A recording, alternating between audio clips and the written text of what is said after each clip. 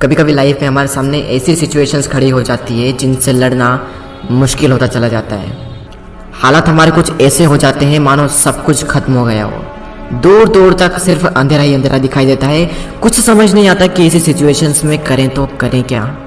और कई बार तो ऐसी सिचुएशंस में क्विट करने का मन करता है। हालात चाहे तुम्हारे कैसे भी क्यों ना हो, एक बात तो तय है कि ये वक्त भी गुजर जाएगा। चाहे अच्छा वक्त हो या फिर बुरा वक्त, गुजर जाएगा। लेकिन एक बात हमेशा याद रखना कि जिंदगी में कुछ भी कर गुजरने की अपॉर्चुनिटीज सिर्फ इसी वक्त में मिलती है, अगर उस सिचुएशन में क्विट ना किया जाए तो। क्योंकि विनर्स जो होते हैं वो कभी भी क्विट नहीं करते, और जो क्विट करते हैं वो कभी भी विनर्स नहीं बनते। आप क्या चाहते हैं, एक एवरेज लाइफ या फिर एक स्टैंडर्ड लाइफ? जब आप सड़क पर निकलो तो लोग आपको इग्नोर करें, या फिर जब आप सड़क पर निकलो तो हर इंसान की नजर आप पर हो? क्या चाहते हैं आप? लोग आपसे ये कहें कि ये इंसान कुछ नहीं कर सकता, या फिर ये कहें कि ये बंदा कुछ ना कुछ करके दिखाएगा, ये बंदा कुछ चेंजेस लाके दिखाएगा। लेकिन कैसे करेगा? क्विट करके। मर जाना, लेकिन क्विट मत करना। चाहे परिस्थिति कितनी भी विपरीत क्यों ना हो, कभी भी क्विट मत करना। आपका समय आज बुरा है, कल और बुरा होगा, लेकिन परसों आपकी जीत होगी। लेकिन सिर्फ शर्त इतनी सी है कि आप उस सिचुएशन में टिके रहो और क्विट ना करो। ये प्रकृति चाहती है कि हम इन परिस्थितियों से लड़े, संघर्ष करें, ताकि हम और मजबूत बन सके। क्योंकि ये परिस्थितियां आती है हमें मजबूत बनाने के लिए, ना कि हमें कमजोर बनाने के लिए। ये प्रकृति चाहती है कि आप और कामयाब बने, इसलिए आपके साथ कुछ न कुछ बुरा होता रहता है। और ना सिर्फ आपके साथ, बल्कि इस दुनिया में मौजूद हर इंसान के साथ हर समय कुछ न कुछ बुरा होता रहता है।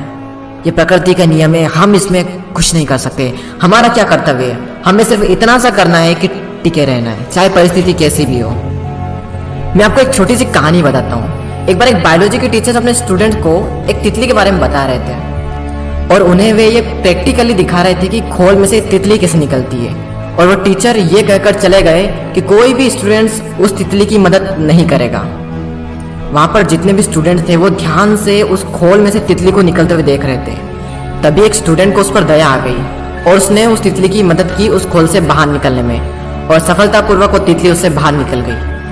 और उस स्टूडेंट की वजह से उस तितली को कोई संघर्ष नहीं करना पड़ा, कोई ज्यादा मेहनत नहीं करनी पड़ी उस खोल से बाहर निकलने में।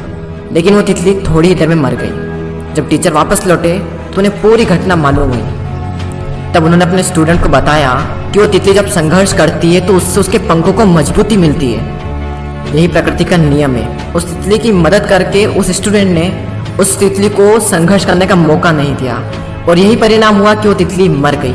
संघर्ष ही जीवन है, संघर्ष ही आपको मजबूत बनाता है। इंग्लिश में कोट से नो पेन नो गेन। संघर्ष तो करना पड़ेगा, चाहे कुछ भी हो जाए, और इसमें कोई बहाना नहीं, नो एक्सक्यूजेस। जो विनर्स होते हैं या तो किसी काम को करते ही नहीं, और अगर वो किसी काम को करते हैं तो उसमें कभी भी कोई भी बहाना नहीं बनाते। और जो लूजर्स होते हैं वो किसी भी काम को करेंगे तो हर किसी में बहाना बना देंगे। अगर वो चाहें तो बहाना बनाने पर पूरी एक बुक लिख सकते हैं। मेरी तो किस्मत ही खराब है, मेरे साथ ऐसा क्यों होता है, मेरी एज बहुत कम है, मेरी हाइट बहुत कम है, मैं काला हूँ, मैं सुंदर नहीं हूँ, लोग मुझे पसंद नहीं करते, मैं ज्यादा पढ़ा लिखा नहीं हूँ, मेरे पास टाइम नहीं है, मेरी आवाज अच्छी नहीं है, मेरे पास ये नहीं है, मेरे पास वो नहीं है, काश ऐसा होता, काश वैसा होता। देखो जो जैसा है वो वैसा है। ना तो आज तक कुछ बदला है और ना ही कभी कुछ बदलने वाला है, तब तक जब तक कि आप अपने आप को नहीं बदल लेते। जब भी अंदर से ऐसी फीलिंग्स आए, जब भी बहाना बनाने का मन करे, अपने आप से जोर से चीख के चिल्ला के अपने आप से कहे नो एक्सक्यूजेस।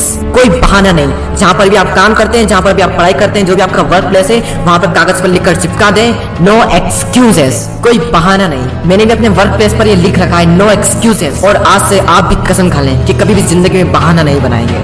आज आप लोग भी कमेंट में लिख कर जाएं नो एक्सक्यूजेस, ताकि मुझे पता चले कि कितने लोगों ने इस वीडियो को पूरा देखा। मैं आपसे मिलूंगा अगले वीडियो में। जय हिंद, जय भारत।